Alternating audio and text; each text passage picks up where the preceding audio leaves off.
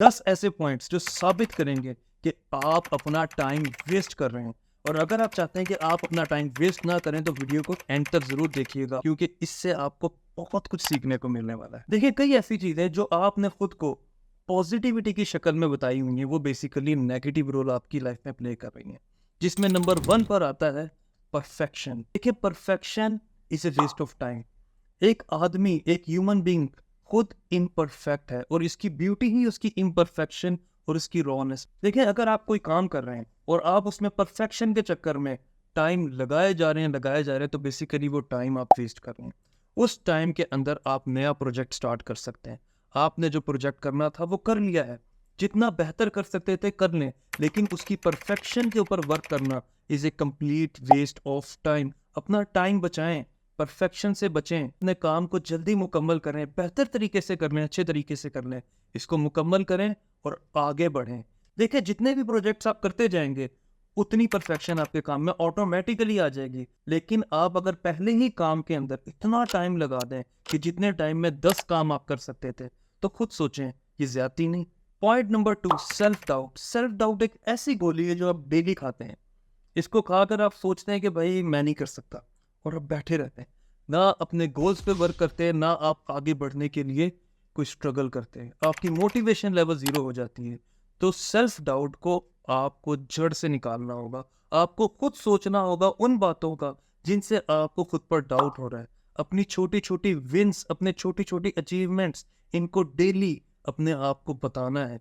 आप एक आईने के आगे खड़े हों और अपने आप को बताएं कि मैं अपनी ज़िंदगी में ये चीज़ें अचीव कर चुका हूँ, और इसी वजह से आज मैं इस मकाम पर हूँ। This is what we call self affirmation. और self affirmation is the only key जो आपका सेल्फ डाउट ख़त्म कर सकती है।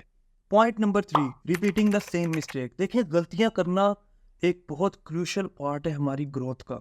अगर आप गलतियाँ नहीं करेंगे तो आपको पता ही नहीं चलेगा कि आप ग्रो कैसे करेंगे। आपकी ग्रोथ के लिए एक मेन फैक्टर है गलतियां करना, लेकिन एक ही गलती को बार बार दोहराना बेवकूफ़ी कंसिडर की जाती है। अगर आप अपनी गलतियों से सीख ही नहीं रहे तो ग्रो कैसे करेंगे? माना कि गलती करने से इंसान को अकल आ जाती है। अगर एक इंसान ने मुझे इस लेवल पर, इस पॉइंट पे धोखा दिया था, तो अगली बार मैं किसी भी इंसान के साथ इस तरह का डील नहीं करूंगा। एक और इंसान आपको मिलता है और कहता है मैं उसकी जैसा थोड़ी हूँ, मैं तो बहुत ईमानदार हूँ, मैं बहुत अच्छा हूँ, आपके साथ किसी और ने फ्रॉड किया होगा, मैं तो नहीं करूँगा। और आप फिर उसकी बात मान जाते हैं और फिर वही गलती दोहरा देते हैं। तो बेसिकली आप अपनी गलतियों से सीख ही नहीं रहे, और आप अपनी गलतियों से सीखना ही नहीं चाहते, और इसको बेवकूफ़ी कहते हैं। इससे आपकी सेल्फ ग्रोथ कभी नहीं होगी, बल्कि अपनी गलतियों को बार बार दोहराने से आप हमेशा एक ही जगह पर रहेंगे जहाँ पर शुरू से हैं। आपने अगर इससे ऊपर जाना है तो अपने रूल्स सेट करें कि जिससे एक बार धोखा खा लिया है उस बंदे से दोबारा धोखा नहीं खाना, और जिस वजह से धोखा खाया है उस वजह पर किसी और से भी कभी धोखा नहीं खाना।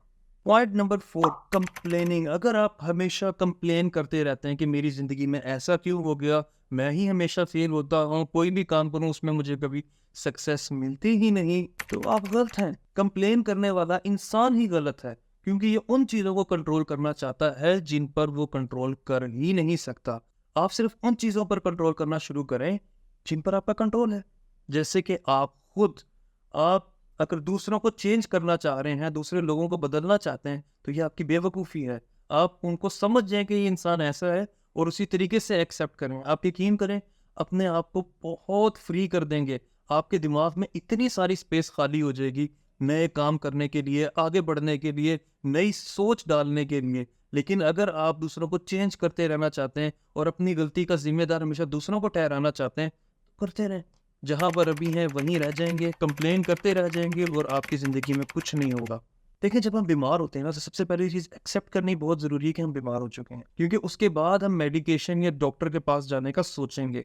लेकिन जब आप पहली चीज़ एक्सेप्ट ही नहीं करना चाह रहे और आप दूसरों पे ब्लेम गेम खेलते जा रहे हैं और कंप्लेन करते जा रहे हैं, तो आप आगे कैसे बढ़ेंगे?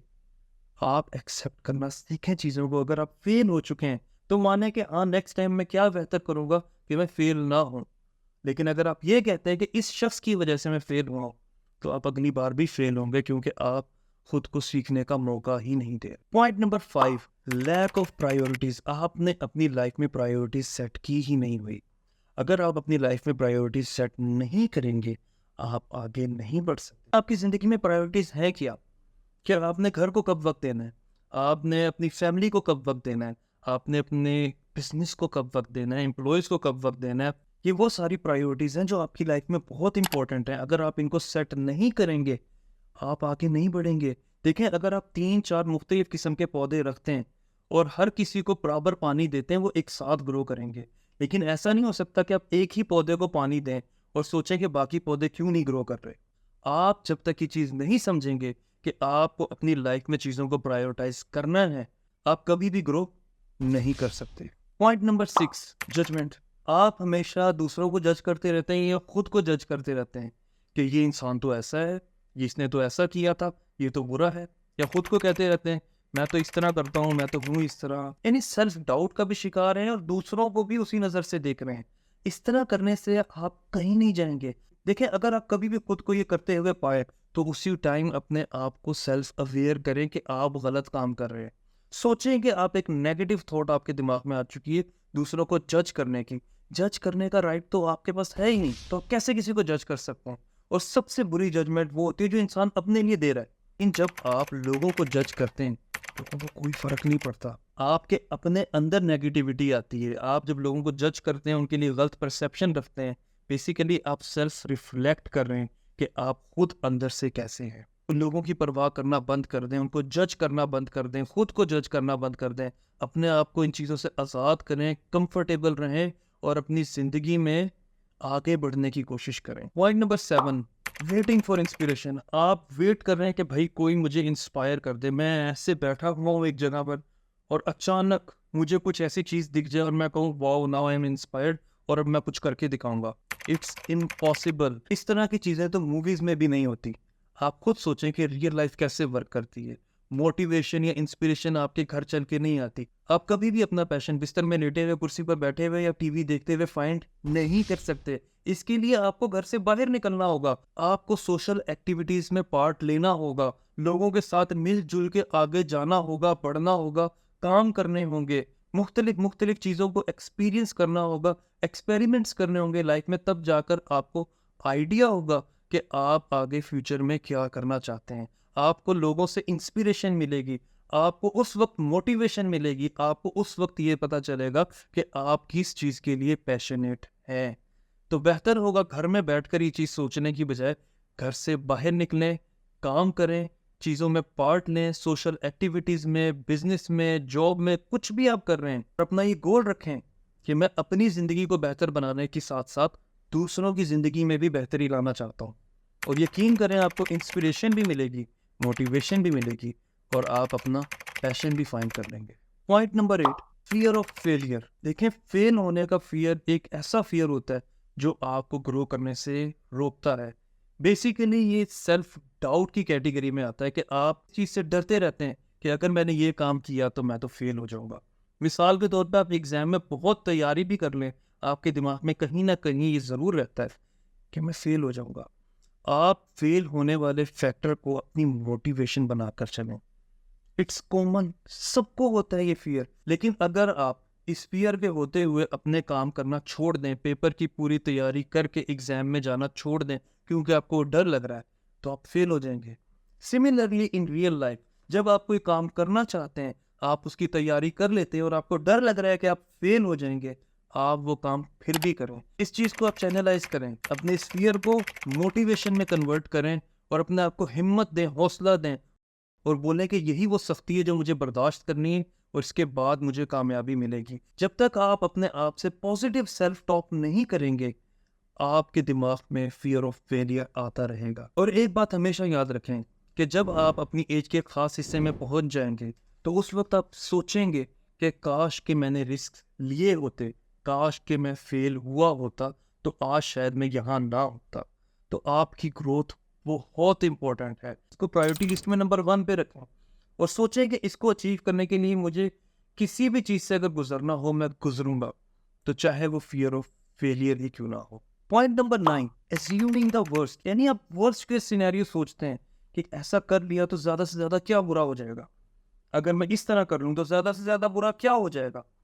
ये सोचने की बजाय अगर आप ऐसा सोचना शुरू कर दें कि अगर मैं इस तरह करता हूँ तो अच्छा क्या हो जाएगा, मेरे इस तरह करने से अगर मुझे कामयाबी मिल गई तो कितनी कामयाबी मिल सकती है, इस तरह करने से मुझे अगर खुशी मिल गई तो कितनी खुशी मिल सकती है, ये आपका पूरा माइंडसेट ही चेंज कर देगा। कि जब आप ये सोचेंगे कि चीज़ें कभी बेहतर नहीं हो सकती तो वो वाकई कभी बेहतर नहीं होंगी।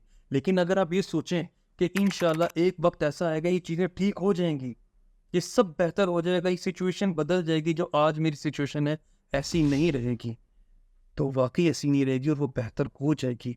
आपके साथ वही ज़िंदगी में होगा जो आप अपने आप के लिए सोचते हैं। जितना अच्छा खुद के लिए मैनिफेस्ट करेंगे उतना अच्छा होगा।